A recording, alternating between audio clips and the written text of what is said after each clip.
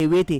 तभी मोहन का दोस्त रमेश आता है। अरे मोहन, मोहन, अरे रमेश, आ यहाँ बैठ, आजा। रमेश जाकर मोहन के बगल में बैठ जाता है। अरे मोहन, क्या चल रहा है? अरे रमेश बेटा, इसका तो कुछ नहीं, खाना पीना और सोना ही चल रहा है। अरे चाची, तो इसका शादी क्यों नहीं करवा देते?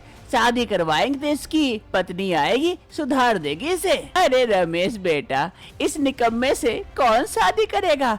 कौन बाप अपनी बेटी को इस निकम्मे के पास भेजेंगे? क्या माँ, हर समय मेरी बेइज्जती करते रहती हो? अगर मेरी बातें बेइज्जती लगती है तो कोई काम धाम क्यों नहीं कर लेता? चलो तुम लोग बातें करो, मैं जाती हूँ वरना मेरी सब्जी जल जाएगी। ये कहते हुए कांता देवी वहाँ से चली जाती है और इधर रमेश मोहन से कहता है, अरे मोहन, माँ इतना सुनाती है तो कोई काम धंधा क्यों नहीं कर लेता है? कोई काम धंधा करेगा तभी तेरी शादी हो पाएगी, वरना तू ऐसे ही कुंवारा का कुंवारा रह जाएगा। अरे रमेश, क्या बात कर रहा है?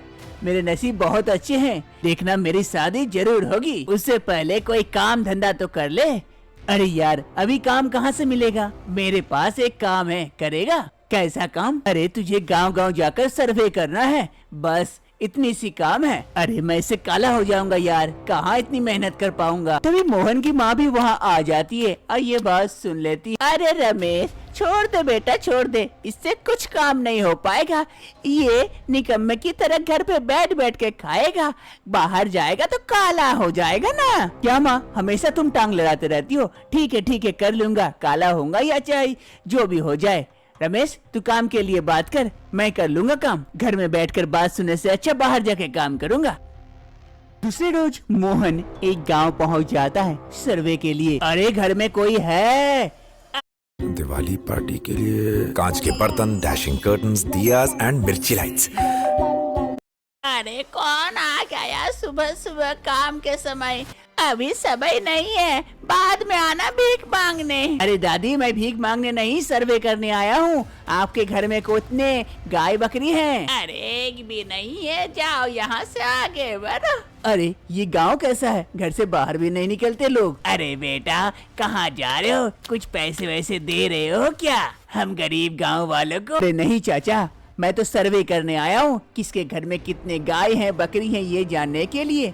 क्या सुबह सुबह मूड खराब कर दिया?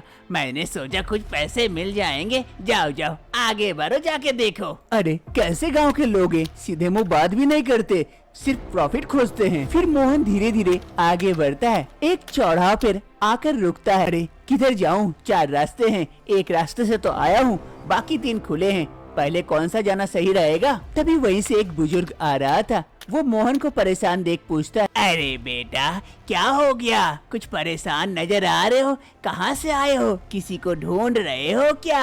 अरे नहीं चाचा, किसी को ढूंढ नहीं रहा हूँ, मैं सर्वे के लिए आया हूँ कि किसके घर में कितने गाय हैं बकरियां ये जानने के लिए। ये लिस्ट जाकर दूंगा, तभी उन गाय बकरियों के लिए दवाई आएगी। ओह अच्छा अच्छा, एक काम करो, इस रास्ते आगे बढ़ जाओ, वहाँ तुम्हें बहुत सारे गाय बकरियों वाले घर मिल जाएंगे। ये कहते हुए वो बुजुर्ग आगे बढ़ जाता है और मोहन भी उसके दिखाए हुए रास्ते पर आगे बढ़ता है। फिर मोहन कुछ दूर जाकर एक घर के बाहर पहुँचता है। अरे घर में कोई है? बाहर आओ। तभी एक बुजुर्ग महिला घर से बाहर आती है। चलो कम से कम कोई मेरे बात से घर से बाहर तो आया।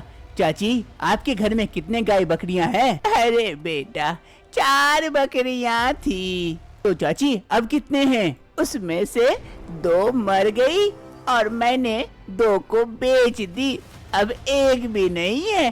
तुम क्या बकरी दोगे मुझे? क्या चाची, पहले नहीं बता सकती हो कि आपके पास कोई बकरी नहीं है? और मैं क्या बकरी बेचने वाला लग रहा हूँ या बकरी देने वाला जो मुझसे बकरी मांग रही हो?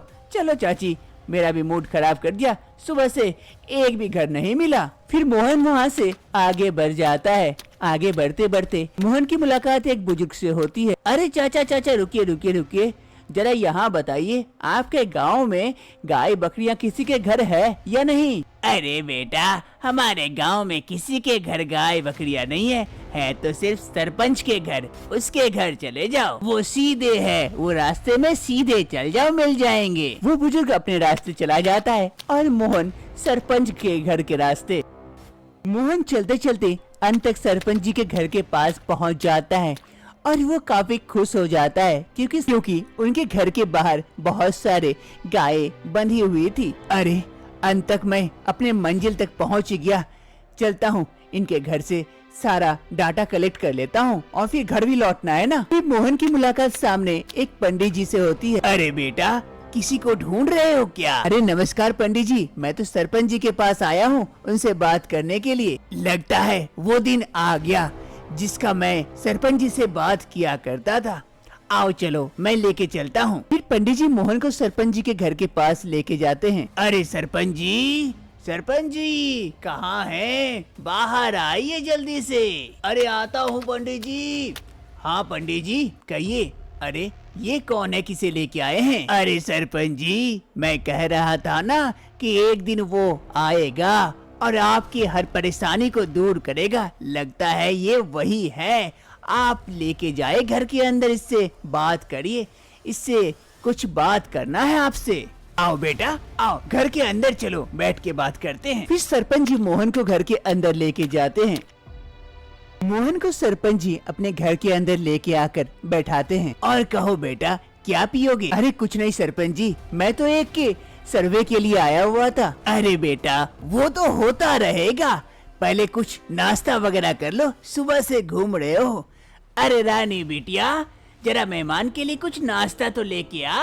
अरे सरपंच जी, एक बात पूछना था, यहाँ पर कोई भी जवान लड़का दिख क्यों नहीं रहा है? सब बुजुर्ग हैं, जवान लड़के कहाँ गए? अरे बेटा, जवान होते ही सब काम के सिलसिले में बाहर चले जाते हैं शहर की ओर, तो यहाँ कैसे रहेंगे? यहाँ तो सिर्फ बुजुर्ग ही रहते हैं। सरपंच जी और मोहन दोनों बातें कर रहे थे, तभी वहाँ पर रानी आती है समोसा लेके। ये लीजिए समोसे, मैंने अपने हाथों से बनाई हो, बड़ा टेस्टी है, खा के देखिए। लेकिन ये सब की क्या जरूरत थी? अरे बेटा, तुम तो हमारे लिए मेहमान हो ना, खाओ खाओ, बड़ा टेस्टी बनाती है मेरी रानी बिटिया।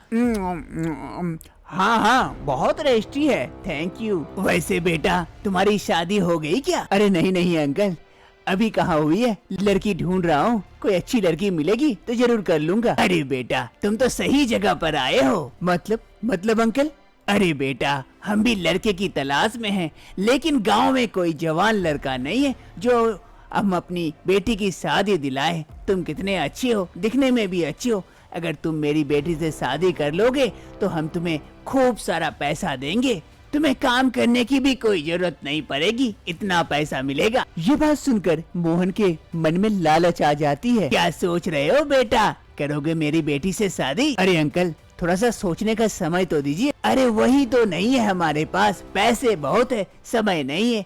आज का मुहूर्त बहुत अच्छा है, पंडित जी बोल रहे थे कि आज के दिन कोई लड़का आएगा जो हमारी बेटी से शादी करेगा, तो बोलो, जल्दी सोच के बोलो। इधर मोहन काफी सोच में पड़ जाता है, काफी देर सोचने के बाद कहता है, ठीक है अंकल, मैं आपकी लड़की से शादी करने के लिए तैयार हूँ। ये हुई ना बात, चलो हम अपनी लड़की को तो दिखा दे तुम्हें, कैसी है वो तो देख लो। अरे अंकल, वो जो आई थी वो तो देख लिया मैंने, बहुत अच्छी थी। अरे बेटा, वो तो टेलर था, फिल्म तो बाकी है, चलो अंदर चलो। सरपंच जी के 6 बेटियां थी, 6 बेटी की शादी नहीं हुई थी, सभी लड़के के तलाश में थी, और इधर मोहन को देखकर सब पसंद कर लेती है। अरे कितना हैंडसम लड़का है, इससे तो मैं शादी करूंगी। अरे नहीं नहीं, मैं करूंगी। अरे Be Diwali ready in 10 minutes. Get gifting essentials and more on Zepto.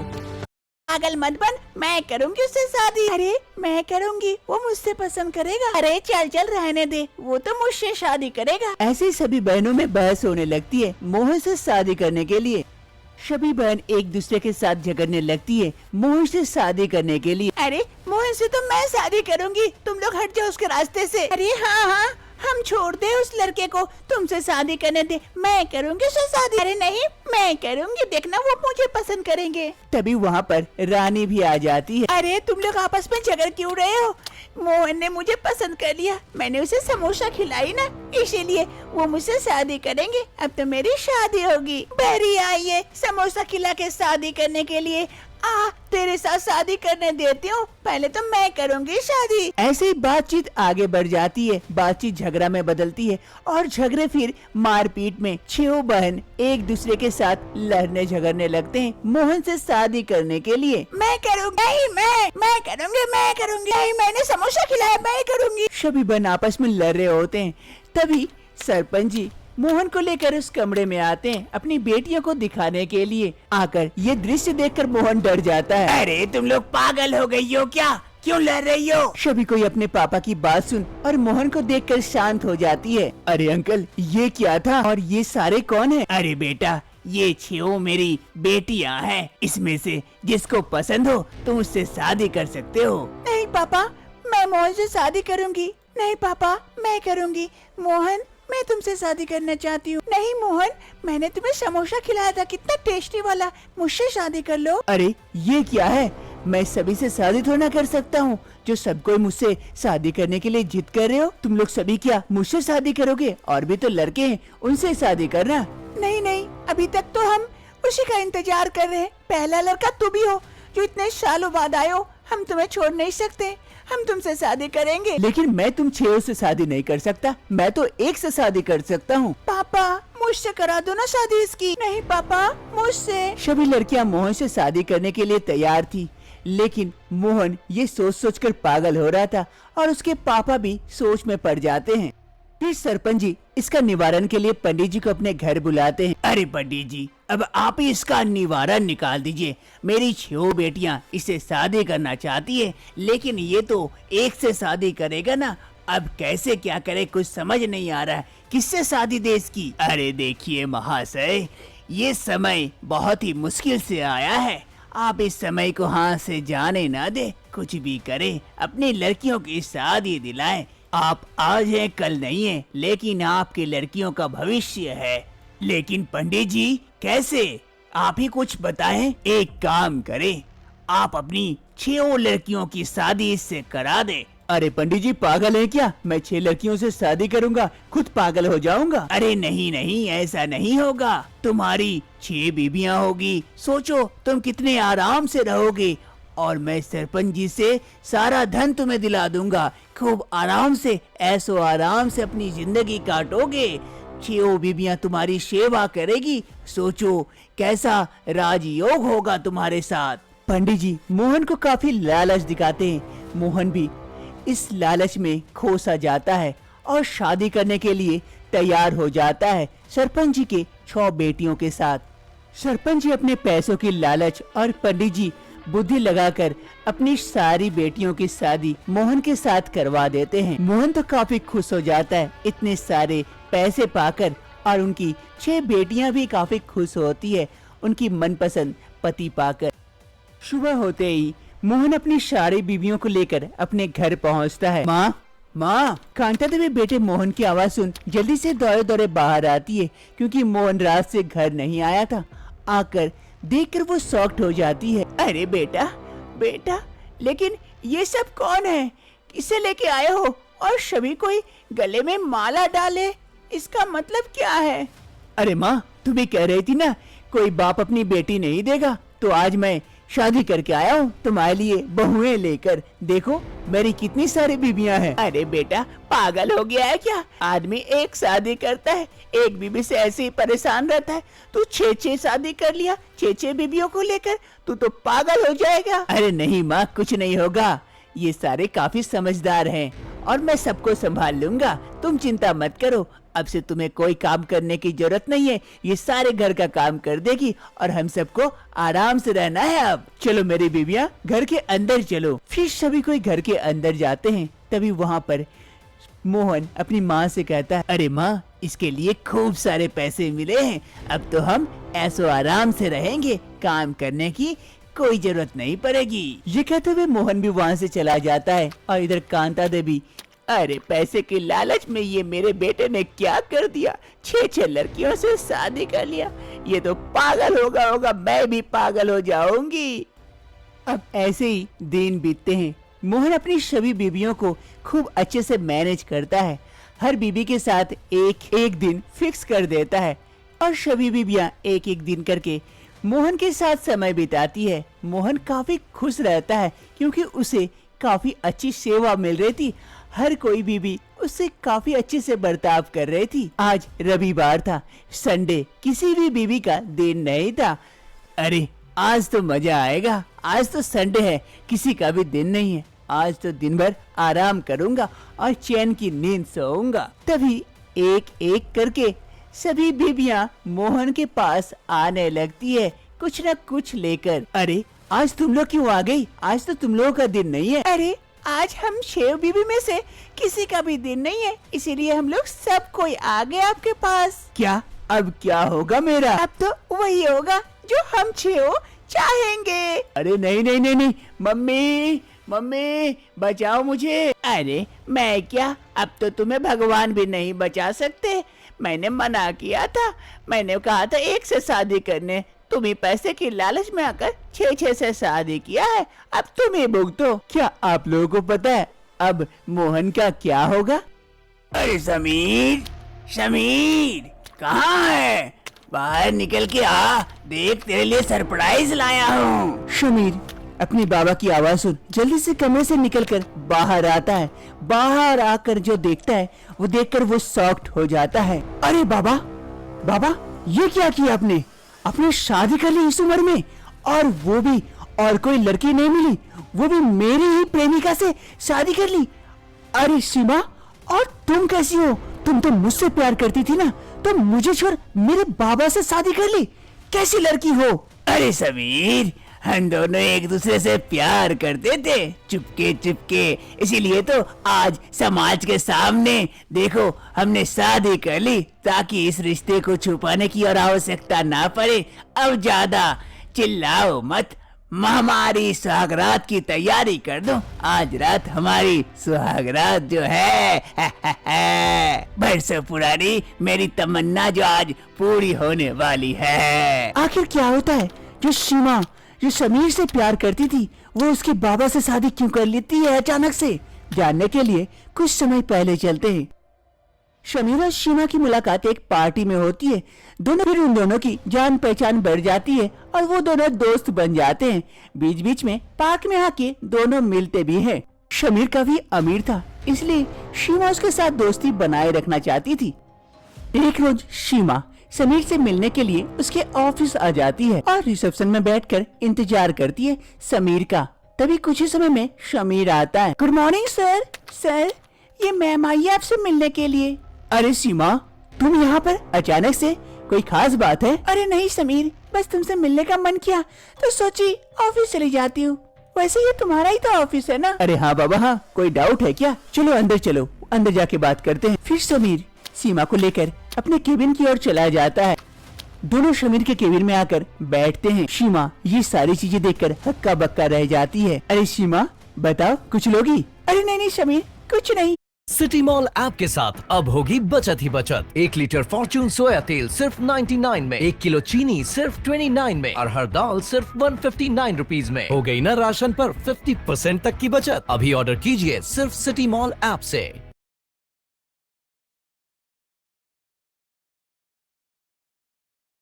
बस ये भी आई थी तुमसे मिलने के लिए, मन कर रहा था। सीमा मन ही मन सोचती है, अरे इतना अमीर है, इतना बड़ा ऑफिस मैंने तो आज तक नहीं देखा।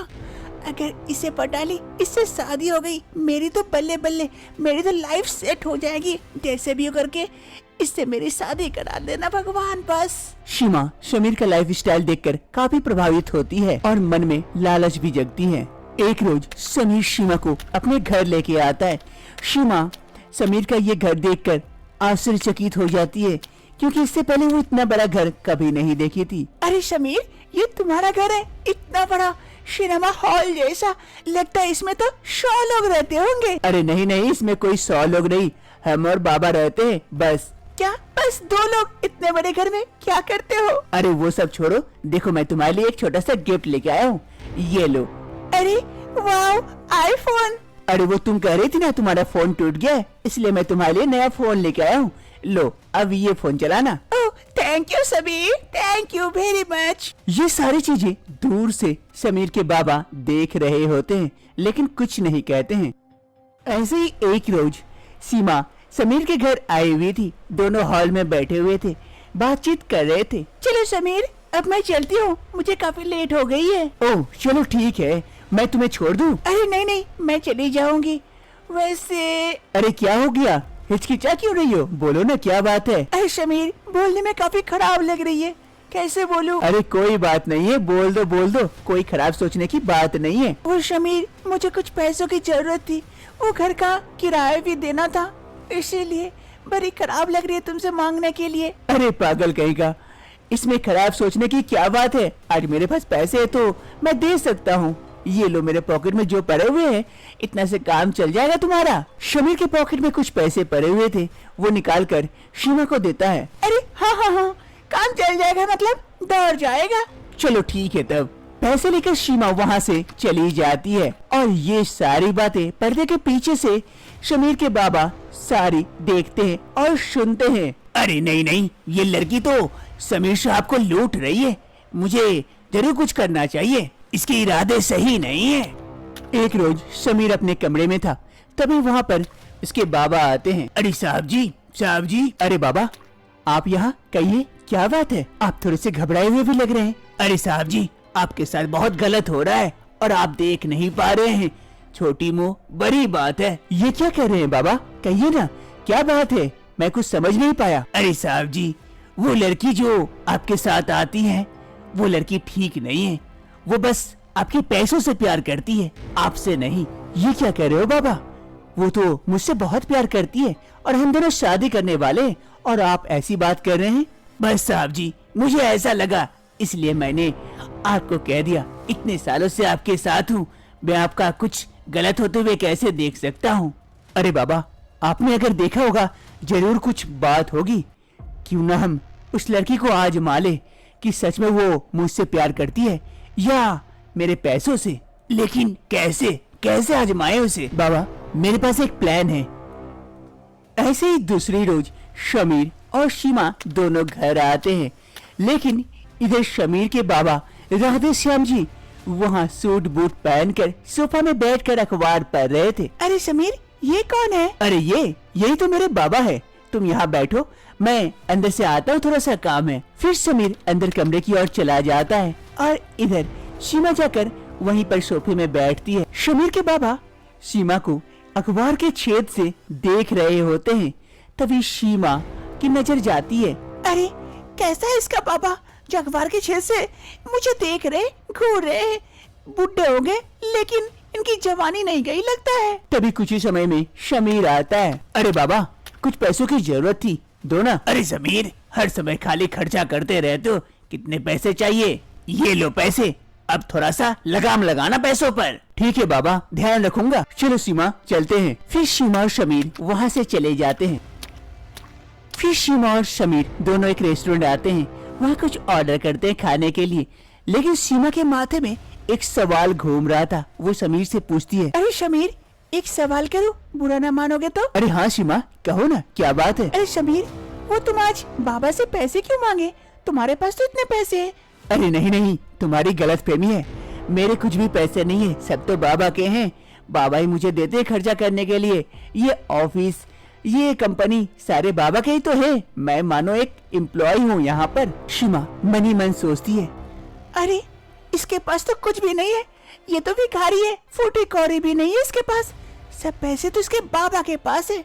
इसको पटाने की जगह इसके बाबा को पटाती तो काम बन जाता, लेकिन अभी भी मौका है, क्या मैं ऐसा कर सकती हूँ? ऐसे ही एक रोज राधेश्याम जी सोफे में बैठे हुए थे, अखबार पढ़ रहे थे, तभी सीमा आती है। नमस्ते अंकल। अरे कौन? सीमा?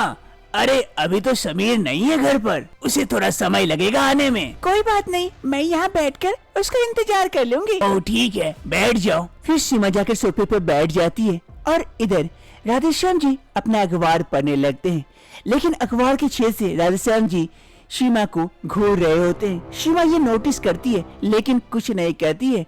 कुछ समय बाद सीमा उठकर आती है राधेश्याम जी के पास। अरे सेठ जी, देखना, ये तो अखबार हटा के आराम से देखिए ना, इस छेद से क्या देख रहे हैं?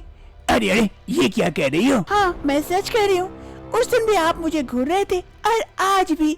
अरे नहीं, ऐसी बात नहीं है, मैं तो बस। अरे कोई बात नहीं है, मुझे अच्छा लगता है, आप मुझे देखते हैं तो अखबार हटा के भी देख सकते हैं आराम से। सीमा का प्लान कामयाब होने चला था। सीमा राधेश्याम जी को अपने हाथ में कर रही थी। अब ऐसे ही दिन बीतने लगा अब जब भी समीर घर पर नहीं होते, शीमा आ जाती राधे श्याम जी से मिलने के लिए। अरे मेरे राधू, हम ऐसे ही छुप छुप कर कब तक मिलते रहेंगे?